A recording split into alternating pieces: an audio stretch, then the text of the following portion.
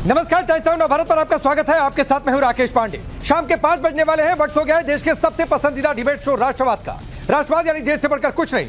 और आज का सवाल कि मोदी तेरी कब्र खुदेगी, ये क्या न्यू नॉर्मल है विपक्ष का। लेकिन मदनी के भड़काऊ बोल पर खामोशी क्यों है?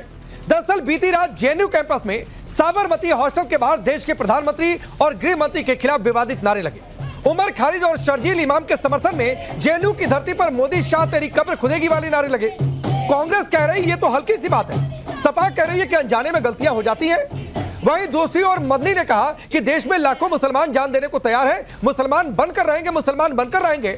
सवाल मदनी साहब से है कि मुसलमान बने रहने से किसको कौन रोक रहा है, और सवाल विपक्ष से भी कि अरशद मदनी की इन बातों पर चुप्पी क्यों है। मैं आपका परिचय आज के मेहमानों से करवाता हूं। राधिका खेड़ा भारतीय जनता पार्टी के नेता और प्रवक्ता स्टूडियो में मौजूद है। निखिल जैन पॉलिटिकल एनालिस्ट है, कांग्रेस को सपोर्ट करते हैं। चंचल यादव समाजवादी पार्टी के नेता और प्रवक्ता, और हाफिज नूर अहमद अजहरी हमारे साथ जुड़ेंगे जो कि स्टेट प्रेसिडेंट है मुस्लिम पर्सनल लॉ बोर्ड के। आप सभी का बहुत बहुत स्वागत है। चंचल यादव आपसे शुरू करता हूं। वैसे तो निखिल भाई आपके पास आना था, लेकिन चंचल यादव आपसे, मैंने एक ट्वीट देखा आपके नेता आईपी सिंह का कि अनजाने में गलतियां हो जाती हैं। कभी लड़के हैं, लड़कों से गलतियां हो जाती हैं, अब अनजाने में गलतियां हो जाती हैं, इसलिए उमर खालिद शर्जील इमाम को छोड़ दिया जाए, इसलिए जेएनयू में प्रधानमंत्री गृह मंत्री पर विवादित नारे लगे, उसको छोड़ दिया जाए।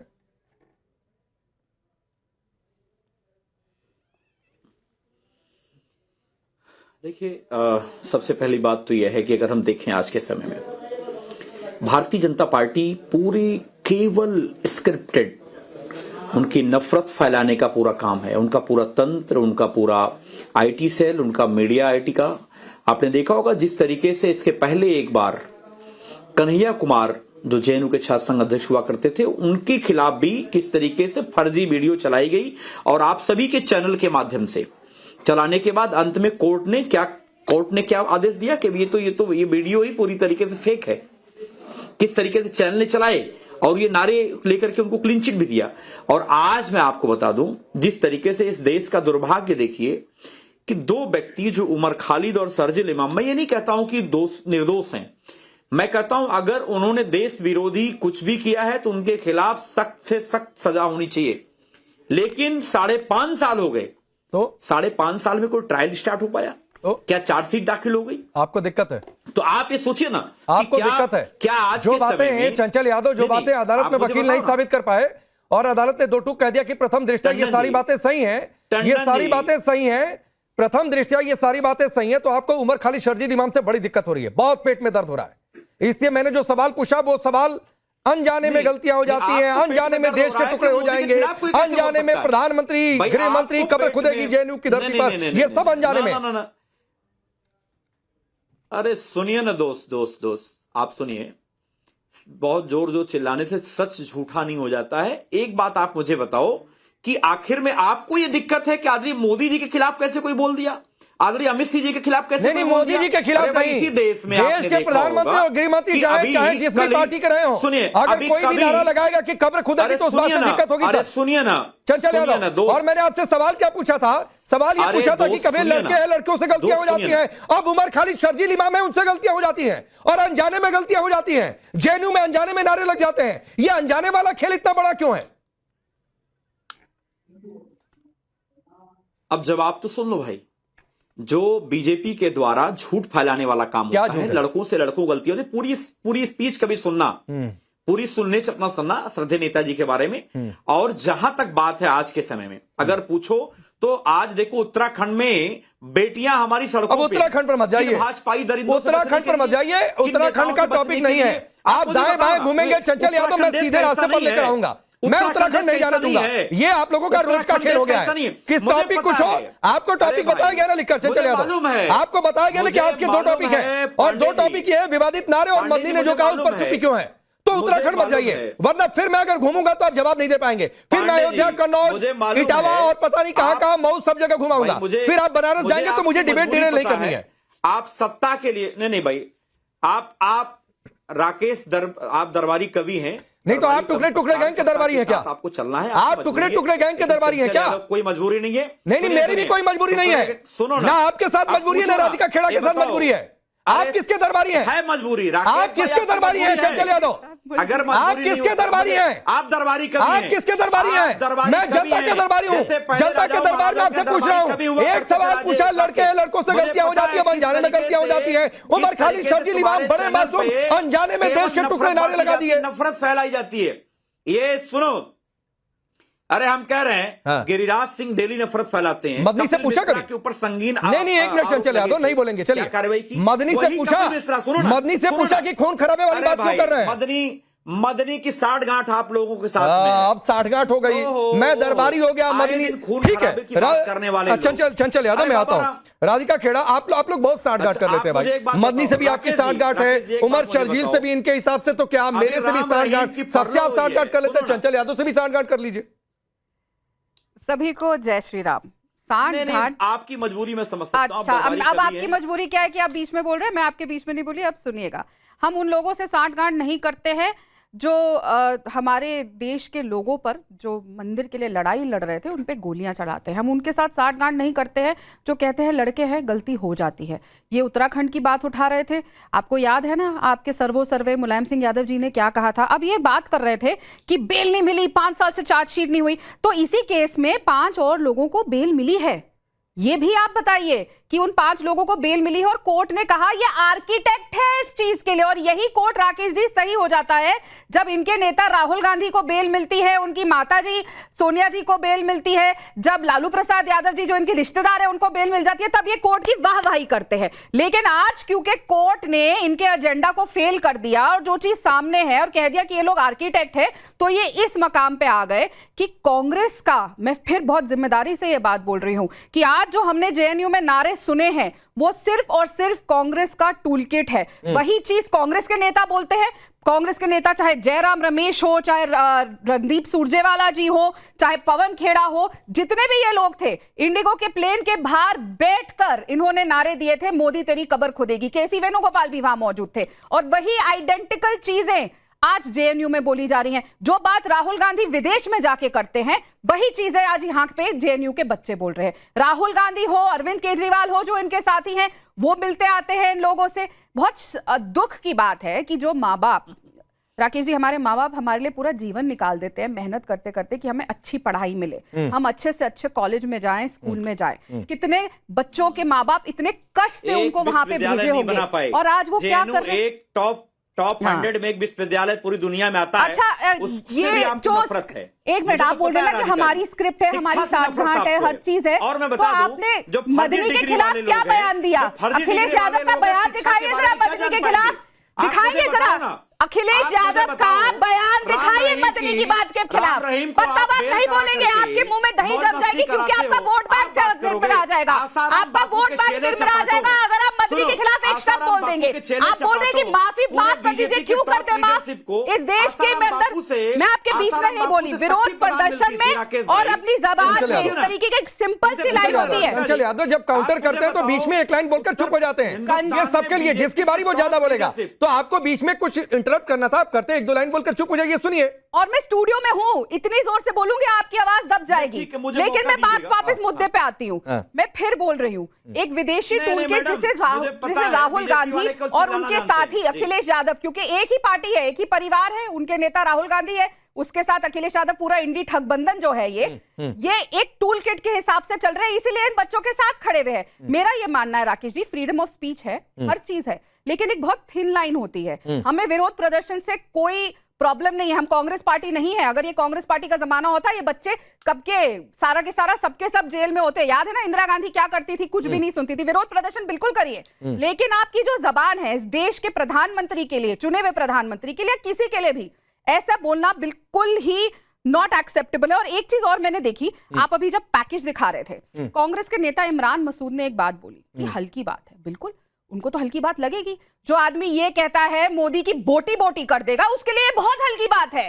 कब्र खुदेगी बहुत हल्की बात है, क्योंकि वो तो भाई खुद अपने हाथों से बोटी बोटी करने में विश्वास करते हैं। और ये कांग्रेस के बहुत बड़े नेता है जो हमेशा जब भी पार्लियामेंट होगा, आप इनको प्रियंका वाड्रा को असिस्ट करते देखेंगे। तो जैसा मैंने कहा, ये राहुल गांधी और प्रियंका गांधी की लाइन है। जो ये बच्चे ये बोल रहे हैं, ये कांग्रेस का टूलकिट है जो कांग्रेस से यहां तक आया है। और अब मदनी निखिल जैन, मैं आऊंगा चंचल आपके पास, एक बार सब लोग बोल रहे हैं। निखिल जैन, ये इमरान मसूद हल्की बात अच्छा, ये आप लोगों का न्यू नॉर्मल है? ये तो सिलसिला है। आज Old जेएनयू normal। कैंपस में लगे, कभी रामलीला मैदान, कभी दिल्ली एयरपोर्ट था। राकेश जी, सबसे पहले तो मेरी दरख्वास्त रहेगी कि बोलने दीजिएगा और राधिका से बोलिएगा कि बीच में इंटरजेक्ट ना करे। मुझे एक चीज नहीं समझ आती, देश के एक इतने बड़े व्यक्ति हैं, उनके आसपास हमेशा 100-150 कमांडो होते हैं, 25 गाड़ियों का काफिला होता है, जिस सड़क पे जाते हैं वो सड़क बंद करवा दी जाती है।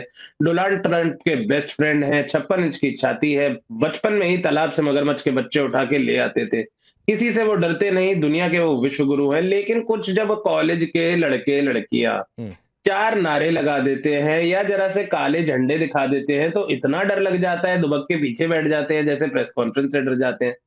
देश के हर हुक्मरान को अब तक विरोध का सामना करना पड़ा है, चाहे वो भाजपा का प्रधानमंत्री हो, कांग्रेस का हो, और विरोध के लोगों के अलग अलग तरीके होते हैं। मुझे सही नहीं लगता कि विरोध करते हुए, प्रदर्शन करते हुए कोई बोले फैलाने की कब्र खुदेगी, शमशान जलेगी, गलत बात है, नहीं बोलना चाहिए। पर मेरे हिसाब से तो कभी किसी के विरोध में उसको थप्पड़ भी नहीं मारना चाहिए। पर मेरे घर के पास के ही एक लफंगे ने थप्पड़ मार दिया था अरविंद केजरीवाल को, बीजेपी ने उसको विधायकी का टिकट दे दिया। ये आज बोल रहे हैं कि मोदी तेरी कब्र खुदेगी, कैसे कोई बच्चे या लड़के या कॉलेज के प्रदर्शनकारी या कोई भी आके कैसे बोल ले रहा है? इनसे जरा ये पूछिएगा, ये तो प्रधानमंत्री मनमोहन सिंह का पुतला जलाते थे, तो क्या कहना चाह रहे थे कि जिंदा जलाना चाहते थे प्रधानमंत्री को? मैं जवाब देती हूँ। जिंदा जलाने की साजिश थी। इंडिया अगेंस्ट करप्शन पर जो धरने करने के लिए बैठ रहे थे, प्रधानमंत्री मनमोहन सिंह को जिंदा जलाने के लिए बैठे थे। जाहिर सी बात है, शायद अच्छा, नहीं, लेकिन पुतला बीजेपी जलाना, को ना जिंदा जलाना होता इतना पुतला जलाना, जिंदा जलाना होता है ना? ठीक है, राधिका रिप्लाई कर रही है, मैं आता हूँ, फिर आता हूँ राधिका। तेरी कब्र खुदेगी, मुझे ना मोदी जी की हंसी मारने आती की है साजिश हो कांग्रेस सकती है, की। तो पुतला जलाना अच्छा, भी, मैं जिंदा आपके जलाना बीच में भी नहीं हो बोली, अब आप मत बोलिएगा, मैं जवाब बिल्कुल, दे दूं। बिल्कुल, मुझे हंसी आती है जो नए नए कांग्रेसी बने हैं ना, ये अपने कांग्रेस का इतिहास या तो जानते नहीं है या जानबूझ के यहाँ पे राहुल गांधी बनने की कोशिश करते हैं और प्रिटेंड करते हैं, नहीं कुछ पता ही नहीं है। मुझे नहीं पता कि ये कैसे नहीं जानते कि चाहे युवा कांग्रेस हो, एनएसयूआई हो, चाहे बड़ी कांग्रेस हो, कितने पुतले उन्होंने जलाए हैं। और आज से नहीं, वाजपेयी जी के भी जलाए हैं, कांग्रेस के, मैं तो कह रहा हूं। बीजेपी के कई नेताओं के जलाए हैं, स्मृति ईरानी के भी जलाए, सबके जलाए हैं। और ये जो आप बोल रहे हैं ना कि कॉलेज के कुछ बच्चों से डर गए, कोई नहीं डरा है। डरते तो राहुल गांधी हैं, डरो मत का नारा देते हैं, लेकिन आपको पता है वो ऐसे एसपीजी प्रोटेक्टी थे। राकेश जी, मैं आपको बताती हूँ, कोई एनएसयूआई का बच्चा अगर उस गिरोह उनके एसपीजी की लाइन के अंदर आ जाता था ना, तो उसे धक्का दिया जाता था। दिल्ली प्रदेश के अध्यक्ष अनिल चौधरी, वो भी एसपीजी तो ले लिया आप लोगों ने। एसपीजी ने एसपीजी ले लिया आप लोगों ने। सोचिए जब सरकार में थे, राहुल गांधी के आसपास कोई नहीं आ सकता था। मेरी आंखों के सामने देखा हुआ है कि अनिल चौधरी के मुंह पे दे के चाटा मारा था वो अनिल चौधरी, जो दिल्ली कांग्रेस का प्रदेश अध्यक्ष था। और वो छोड़िए, सुप्रिया श्रीनेट इनकी प्रवक्ता हो, उनको कैसे आज की सिक्योरिटी जो उनकी पर्सनल सिक्योरिटी है, जो अलग सिक्योरिटी सरकार से मिली है, उसके अलावा राहुल गांधी पर्सनल सिक्योरिटी रखते हैं, जो ऐसे धक्का दे देती है बेचारी सुप्रिया और अलका, धक्के खाती हुई मिलती है, कई बार आप लोगों ने दिखाया है। तो वो किससे डरते हैं? जो आदमी अपने प्रवक्ता से, अपनी मीडिया हेड से डरता है, वो तो उसके प्रवक्ता आके यहाँ पे ज्ञान ना दे। और मोदी जी है, हम किसी से डरते नहीं है। मोदी जी के साथ करोड़ों लोगों का प्यार है, जिसके साथ इस देश का आशीर्वाद हो और प्यार हो, वो ऐसे इस तरीके के दो कौड़ी के बदमाशों से जो नए नए निकले हैं, और सोरेस के टूल किट से और राहुल गांधी और प्रियंका वाड्रा के टूल किट से निकले हैं, उनसे कोई नहीं डरता है। लेकिन मैं फिर बोलूंगी, आप एक वकील हैं, बताइए मुझे हमारे कॉन्स्टिट्यूशन में कौन से पेज में लिखा है जब आप प्रोटेस्ट कर रहे हैं तो आप किसी के मौत के नारे देंगे? क्या आज तक इमरान मसूद ने, जिसने कहा कि बोटी बोटी करूंगा मैं मोदी की, उसको कुछ कार्रवाई करी? अच्छा, एक मिनट राधिका, नहीं निखिल जैन, आप कह रहे हैं कालू कितने पुतले जलते हुए राहुल गांधी प्रोटेस्ट में खड़ा हुआ है। राधिका खड़ा, एक मिनट सुनिए। निखिल जैन, आप पूछ रहे हैं कि मौत का नारा कैसे हो गया, तो आप जिंदा भी लोगों को कब्र में दफनाते हैं क्या? कब्र तो तभी खुदती है जब कोई मर जाता है, जिंदा लोगों को दफनाने की तो कोई आदत है ना। परंपरा नहीं है। इनके यूथ कांग्रेस के अध्यक्ष ने अपनी बीवी की बोटी बोटी कर दिए थे, याद है? तंदूर कांड, जिंदा जला दी थी। इनका इतिहास है जिंदा मारने का लोगों को। आप किसी की प्रतिमा कब जलाते हैं? व्यक्ति के मृत होने के बाद ही जलाते हैं। आप तो कब्र छोड़िए, आपको तंदूर में डाल के मार देते हैं। रहने दीजिए। अच्छा ठीक है, नहीं ठीक है। इसका मतलब मैं ये मानकर चलता हूं कि अगर इस देश में सियासत में, डेमोक्रेसी में पुतले जलाने की परंपरा रही है या विरोध में लोग पुतला दहन कर देते हैं, तो आपको लगता है कि अब ये न्यू नॉर्मल हो जाना चाहिए, कब्र खुदेगी? आज मोदी तेरी कब्र खुदेगी नारे लग रहे हैं, आज गृह मंत्री अमित शाह के लिए तेरी कब्र खुदेगी नारे लग रहे हैं, कल को और नेता कल के आपके नेताओं के लिए भी नारे लगे तो मत रोइएगा कि अरे देखो कब्र खुदेगी वाले नारे लग रहे हैं। पॉलिटिकल कब्र खोद चुकी है देश की जनता, ये और ऐसे करते रहे हमारे लिए बहुत अच्छा है। देश की जनता लगातार इनकी पॉलिटिकल कब्र खोद रही है, फिर भी इनको समझ नहीं आ रहा है। मजेदार बात तो ये है, मुझे लग रहा है आजकल ये भूत बनती है। ठीक है, मैं आजारी जी के पास जाता हूँ, आऊंगा। आजारी जी भी बाकी है। हाँ ठीक दिल्ली में एक सीट लेकर तो आओ, दिल्ली ठीक है। में रहने वाले हो ना, बाद में बात करना। नहीं, आप दोनों लोग सुनिएगा, सुनिए, निखिल जैन तकलीफ हुई थी, निखिल जैन और चंचल यादव, आप दोनों लोग सुनिएगा। आप लोगों ने रिपोर्ट देखी होगी, मदनी को सुना होगा, दुनिया भर में आप लोग ज्ञान देंगे, लेकिन मदनी पर ऐसे जुबान आपकी बंद रहती है। ठीक है, मैं आ रहा हूं आजारी जी। मुसलमान बनकर रहेंगे, अरे रुक जाइए सर, प्लीज रुक जाइए। मुसलमान बनकर रहेंगे, मुसलमान बनकर मरेंगे। कौन मुसलमान बने रहने से रोक रहा है? पहला सवाल। धर्म को क्या छोड़ देंगे? किसके अंदर ताकत है? कौन धर्म छोड़ने की बात कर रहा है? लाखों मुसलमान जान देने के लिए तैयार हैं, ये क्या धमकी वाली भाषा नहीं? जवाब दीजिए। नहीं, ये धमकी वाली भाषा नहीं। अच्छा। ये भाषा यकीनन वो भाषा है जो आज के दौर में इस भाषा की जरूरत, जिस तरह से जैसे अभी आप गिरिराज सिंह से और मदनी जी से मिला रहे थे। गिरिराज सिंह किस पद पर बैठे हुए? मदनी जी क्या है? मदनी तो एक समुदाय के एक मान लीजिए नुमाइंदे, लेकिन गिरिराज सिंह तो देश के संवैधानिक निजाम के संवैधानिक बड़े पद पर बैठे हुए हैं। क्या कर रहे हैं वो? क्या उनकी भाषा है? और ऐसे डराने की भाषाएं कब तक इस्तेमाल की जाती रहेगी हमारे लिए? बताएं मैं आप, कब तक हमें डराया जाएगा? तो गिरिराज सिंह आपको रोक रहे हैं क्या? आजारी जी मुसलमान नहीं रहे आज के बाद? बताइए आपको मुसलमान बने रहने से गिरिराज सिंह रोक रहे हैं? गिरिराज सिंह जी के बयान आप उठाइए। मैं पूछ तो रहा हूं कि आपको मुसलमान बने रहने से गिरिराज सिंह रोक रहे हैं कि आजारी जी मुसलमान ना रहे? भाई, भारतीय जनता पार्टी का इनडायरेक्ट यही एक तरीकाकार है। अच्छा। कि उनके अपना मजहब मुसलमानों पे थोपने की कोशिश की जा रही है। किसने थोपा है? और क्या थोपा है आप पे? और जब अपना मजहब बताइए आप क्या थोपा है आपके ऊपर? आप मुसलमान नहीं है, आप अपनी नमाज नहीं अदा करते, आप अपना धर्म नहीं निभाते, क्या थोपा है आपके ऊपर? क्या आपके साथ क्या बांग्लादेश और पाकिस्तान में हो रहे हिंदुओं जैसा कुछ हो रहा है? क्या हो रहा है आपके साथ बताइए? आप यहाँ पे बैठ के कुछ भी बोल रहे हैं, इसका मतलब आपके साथ कुछ नहीं हो रहा है। नेशनल टीवी पे आपको स्पेस मिल रही है, आप आके जहर घोल रहे हैं। क्या हो रहा है आपके साथ बताइए? बताइए आपके साथ क्या हुआ? अभी आप बोल रही थी कि भाई हमारे बीच में ना बोलिए, हमारे बीच में आ गई। आप बताओ, आप बताइए ना आपके साथ क्या हुआ है? आप जो बोल रहे हैं कि मुसलमानों को के साथ क्या हो रहा है, आपके साथ क्या हुआ है? आपके साथ क्या हुआ है? आपको किस तरह की प्रताड़ित किया गया? किसने रोका? हमारे मजहबी देश के नंबर 1 चैनल में बैठ के आप अपनी बात बोल रहे हैं, आपको कौन प्रताड़ रहा है बताइए? आपने मस्जिद तो मदरसा तोड़ दिया है, क्या था बताओ आप हमें? अच्छा, इलीगल तोड़ दिया, उसका दर्द है।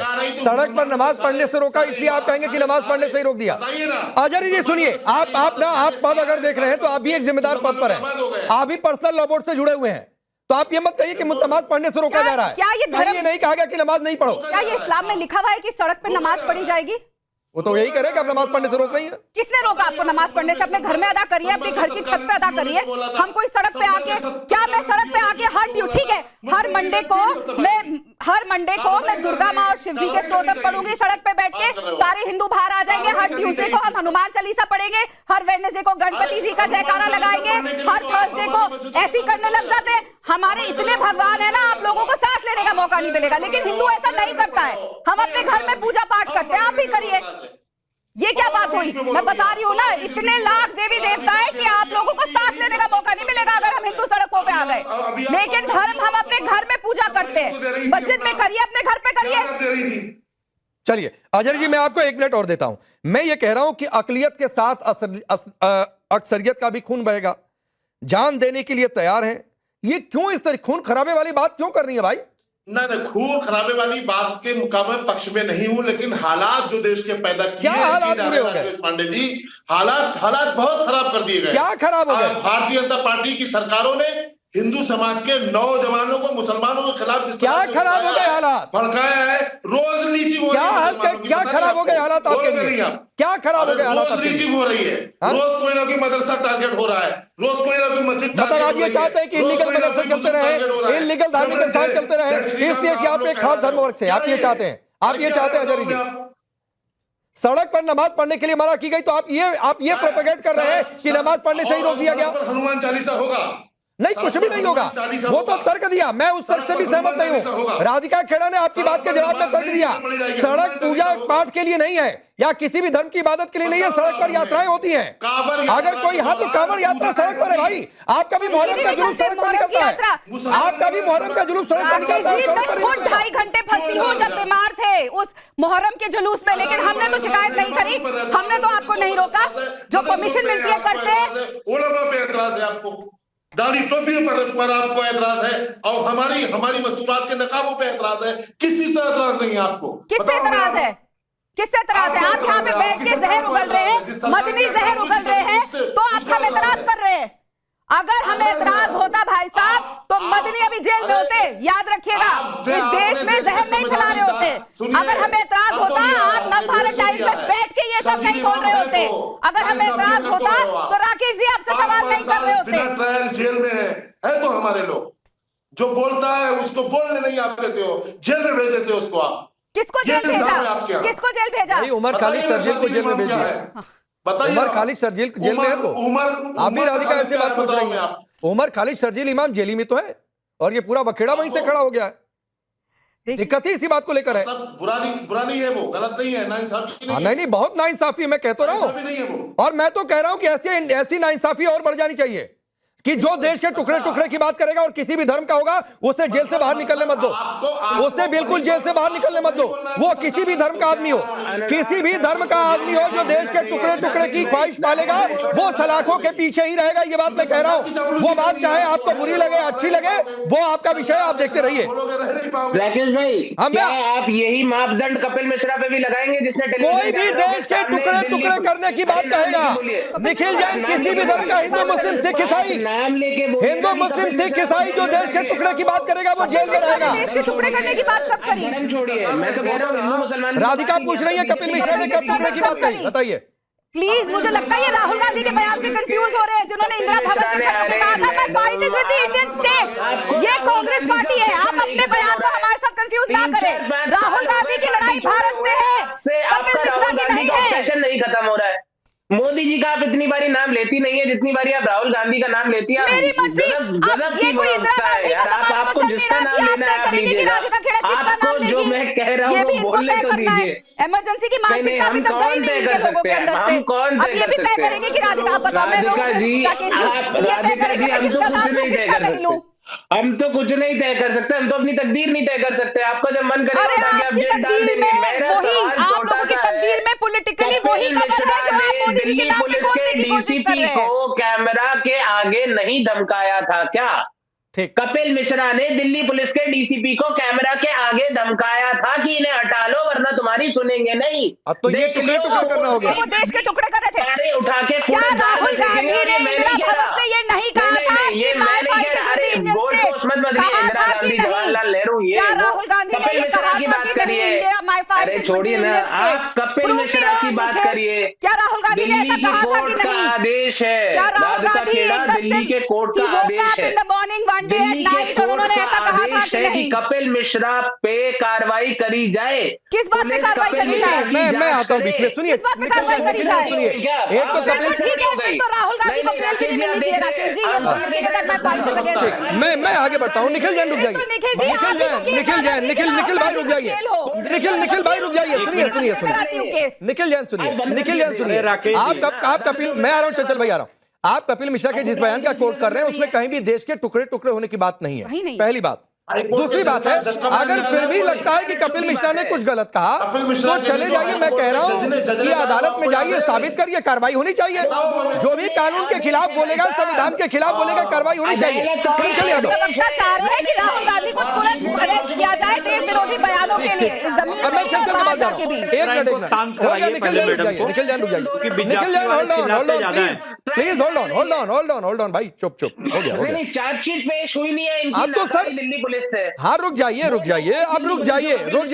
चंचल यादव एक मिनट रुकिए। निखिल जैन हो गया, प्लीज सवाल करने दीजिए। निखिल भाई नहीं अच्छा लगता है, please at least maintain some discipline, नहीं तो डिसिप्लिन का डी मेंटेन कर लीजिए। रुक जाइए।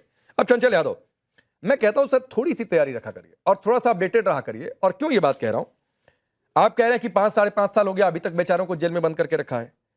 डीवाई चंद्रचूड़ ने एक इंटरव्यू दिया था रिटायरमेंट के बाद, पद छोड़ने के बाद, जब रिटायर हो गए थे, और उन्होंने कहा था, पूछा गया उनसे सवाल कि क्यों बार बार इतना डिले हो रहा है, तो उन्होंने कहा कि कम से कम 7 बार उमर खालिद के वकील ने ही केस को स्थगित करने की मांग की थी और अंत में याचिका वापस ले ली थी। उन्होंने उस इंटरव्यू में इस नैरेटिव की भी आलोचना की थी कि देरी सिर्फ अदालत या सिस्टम की वजह से हुई है, जबकि रिकॉर्ड यह दिखाता है कि बचाव पक्ष ने खुद कई बार सुनवाई टाली। तो सर ये दलील मत दिया करिए, जाकर पहले होमवर्क करिए कि उमर खालिद शर्जील इमाम के जो वकील थे उन्होंने क्यों साथ से, पहले ये कोई मजाक नहीं है। आपको फैक्ट अगर मजाक लगता है तो आपकी सोच में दिक्कत है। राकेश जी, भी करे ना, अरे सुनो ना भाई मेरे, अब सुनिए चंचल यादव, मेरी बात तो सुनो भाई, चंचल यादव सवाल मेरी बात तो सुनो ना, मेरी बात तो सुनो ना, चंचल यादव मेरा जवाब तो लो। सुनिए 5 साढ़े 5 साल क्यों हो गया, मैं उस पर ये डिबेट नहीं कर रहा हूं। सुनिए बीजेपी के लोग हैं, सुनो अब सवाल सुनिए सर, आपने पहले कुछ कहा था, उसका मैंने एक फैक्ट दिया आपके सामने, आप जाकर फैक्ट क्रॉस चेक कर लीजिएगा, गलत लगेगा फिर बोलने के लिए बुलाया। नहीं सुन लीजिए, अब सवाल सुन लीजिए, ये उस फैक्ट का क्रॉस था, अब सवाल सुनिए। अरे जवाब तो हाँ लो। नहीं, सवाल तो सुन लेंगे, ये भाषण का कार्यक्रम समाजवादी पार्टी का कोई कार्यक्रम थोड़ी नहीं है कि बिना सवाल सुने भाषण देंगे। अब सुनिए सवाल, ये जवाब देने का कार्यक्रम है। अब मैं ये कह रहा हूं कि आपको एक चैलेंज तो नहीं है, लेकिन आपने उमर खालिद शर्जील इमाम पर बोला, आपने दुनिया भर की बातें की। मैं कह रहा हूं मदनी ने जो कहा वो आपको अच्छा लगता है, बुरा लगता है, 1 मिनट या आधा मिनट आप बोल के दिखाइए सर, ये काउंटडाउन आपके लिए ऑन करता हूं। इसके अलावा कुछ नहीं, उसके बाद आप जितना समय कहेंगे मैं आपको दे दूंगा। जी, इनकी हंसी देख लो, कौन सी हंसी है, सुनिए ना। अरे अरे पांडे जी सुन तो लो, पांडे जी सुन लो, मुझे पता है ये दरबारी कवियों की बात सुनिए, मेरी बात मदनी पर बोलना है, कहना चाहता हूं, जितना कहेंगे अभी आप उतना मेरी समय बात दूंगा। तो सुन लो, आपने काउंटडाउन सुनो ना भाई, मदनी का प्रवक्ता मैं नहीं हूं। अच्छा, जो बीजेपी नफरत के भी नहीं फैलाने है। वाले बीजेपी के लोग बैठी हैं, हंस रही हैं ये। हाँ। अभी आपने देखा होगा लोकसभा में किसी ने बोला था ना, मदनी इसी पर हंसी के बोलना ऊपर है। क्या कहा था प्रधानमंत्री मदनी मोदी जी पर ने? बोलना है। इसी टाइप की हंसी को लेकर के प्रधानमंत्री ने बोला था, सुनो ना भाई, मदनी का प्रवक्ता मैं नहीं हूं। आप तो लेकिन बीजेपी के भी गिरिराज प्रवक्ता सिंह के नहीं बारे है। में बोलूंगा।